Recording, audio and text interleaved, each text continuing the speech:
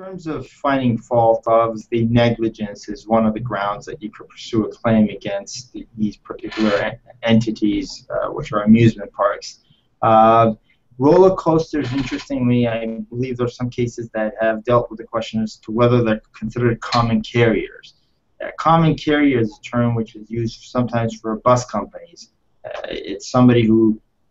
carries a group of people, and by law they're held to higher standards, so they're required, even aside from a regular driver, to be more cautious of their driving or their activities because they're considered common carriers. In this particular case, I would believe that a roller coaster can be argued to be a common carrier as well, so they have a heightened duty to make sure that they ensure the safety of the occupants of their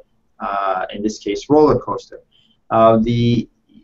news reports about this particular accident from Magic Mountain indicates that a tree branch fell off and caused the rail to depart, and that's what caused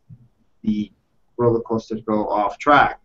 One of the things that it would be looked at into is as to why this tree branch fell. Sometimes they may argue that it was an act of God, that they had no notice or no knowledge that this tree branch would fall. Some may argue, well, if you have a tree branch, or if there's any potential for a tree branch to fall and cause this railing to come apart, then you, as a common carrier or owner of an amusement park, should account to cut off or prevent anything from potentially falling on those tracks and causing it to fall apart.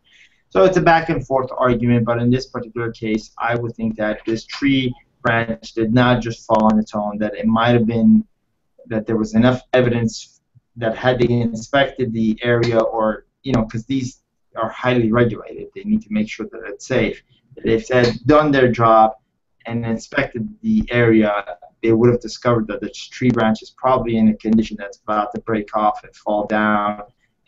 and obviously it would land on the rails and cause it to come apart. So in that sense, you would argue that the amusement park, in this case Six Flags, was negligent not to account for this particular incident.